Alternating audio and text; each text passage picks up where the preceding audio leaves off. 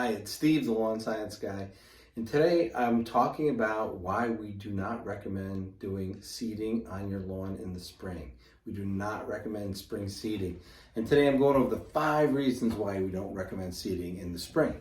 So 5 reasons not to seed your lawn in the spring. Here we go.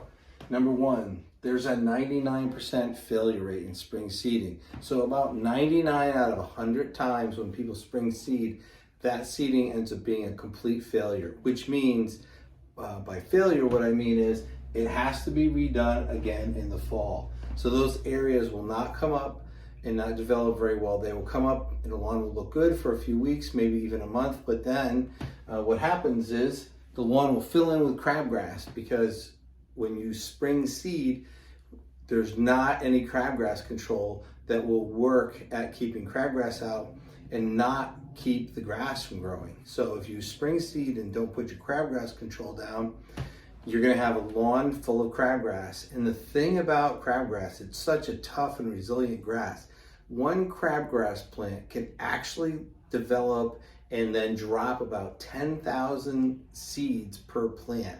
And those seeds are good in the soil for up to 10 years. So, every plant, if you have 10 plants, right, that's 100,000 seeds that you're allowing to kind of find their way into your lawn and get established, and you're going to be fighting against for years to come.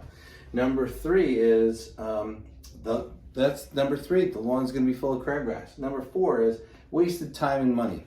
So you spend a lot of money if you spring seed, and a lot of time. You have to water, you have to fertilize, and grass seed's expensive. It can be $3, $4 for a pound of grass seed, and sometimes $5 a pound.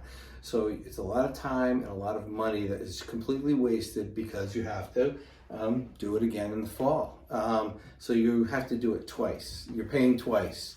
And the 5th reason, number 5, is fall seeding produces a 99% better result. So we're going to get 99% better results if we seed in the fall, which is the right time for cool season grasses.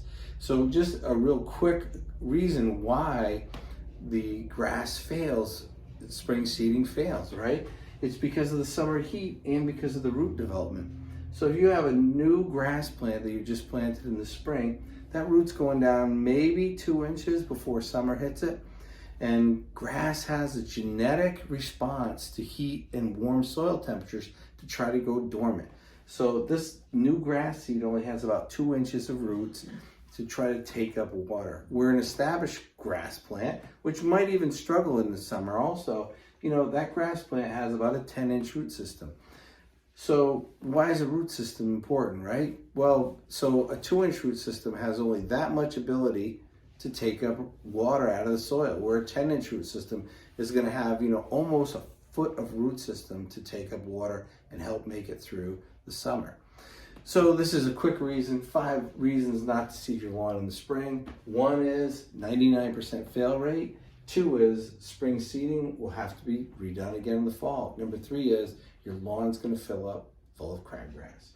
Number 4, wasted time and money, which ends up being very frustrating to a lot of people. And then fall seeding produces 99% better results.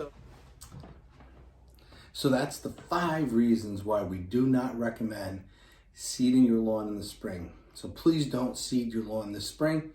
Now you know the top 5 reasons. If you have any other questions or like more information, give us a call at 860-642-9966. And do me a favor, hit the subscribe and the like. I appreciate it very much. Thanks.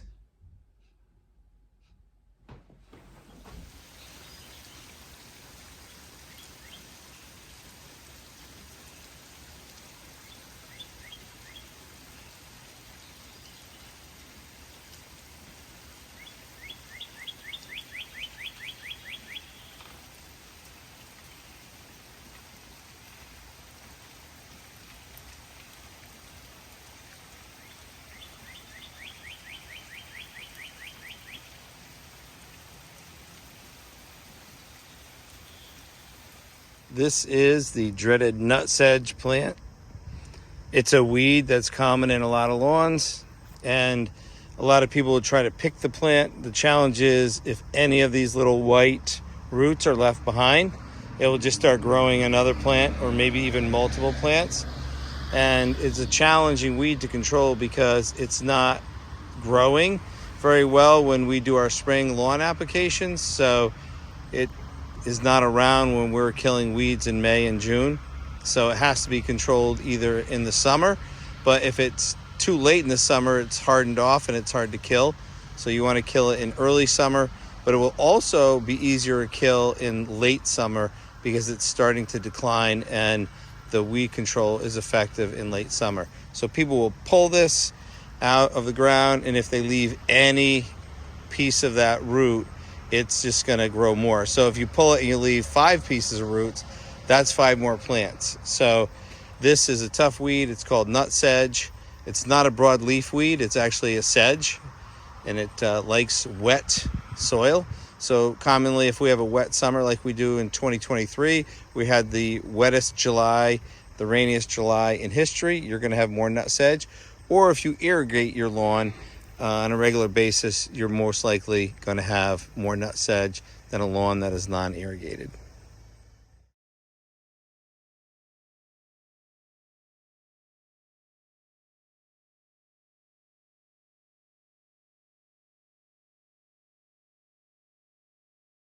So this area is tan. Way down there is tan. Let's see what happens when we try to take a core sample here. See if we can get a core.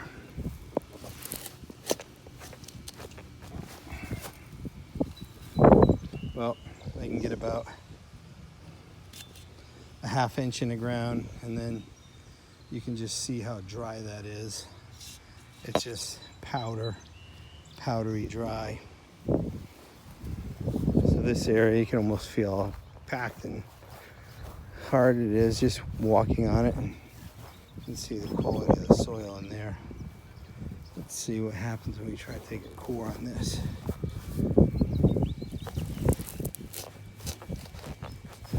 Well, same thing. I got maybe a 1/2 inch, powder dry. So I don't know what's underneath this, but it's definitely not getting enough water. Let me try to take another core.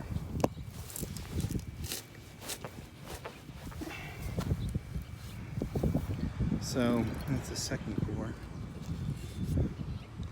Maybe an inch. Super dry. I mean, it's like powder. Little water would help. Yeah, something's under here, or it's like gravelly process because I can't even get the rope barely in the ground. An inch.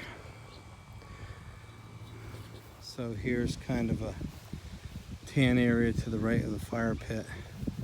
Right here, just tan a little bit. So let's see what happens when you try to pull a core. How hard it is to get the core in the ground. So, wow.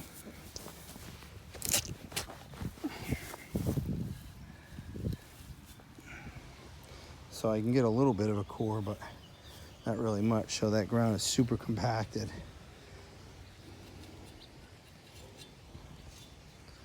And I weigh over 200 pounds. I couldn't push this core into the ground.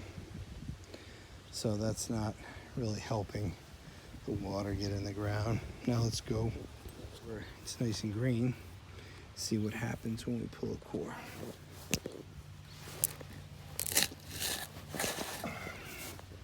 All right. Well, I think you saw the probe went in about 8 inches, and you can see how nice and dark that soil is. It's super dark. So that's only 8 feet. That's only about 8 feet from where that is going a little tan. So this is moist. That soil is moist, and grass is nice and green. Here we are on the right side of the house. Again, you can see how dry that soil is. And then all this area is tan. So the soil's dry underneath. It's pretty powdery.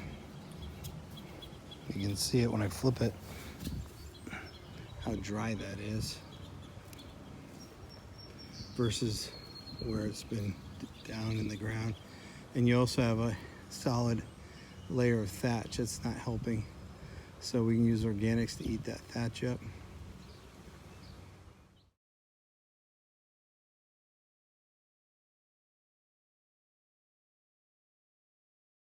So today is exactly 3 weeks, and it looks like the triple 19 did the best. The starter ended up being the second best. The control did really good. I mean, the growth is there. The color's just a little bit off. And then fourth was the Earth Max, and fifth was the Fulvic Power. So the Earth Max and Fulvic Power were only, that's all they got, no fertilizer. The control got no fertilizer, no organics. The starter fertilizer got the starter fertilizer and triple 19, the triple 19. So there you go. After 3 weeks, that's what it looks like with our seed experiment. 3 weeks ago, this was, I could only get about 1.5 inch core. Now we're at a solid 4 inches. And that is with our liquid organic aeration product. And that's about 3 weeks after the application.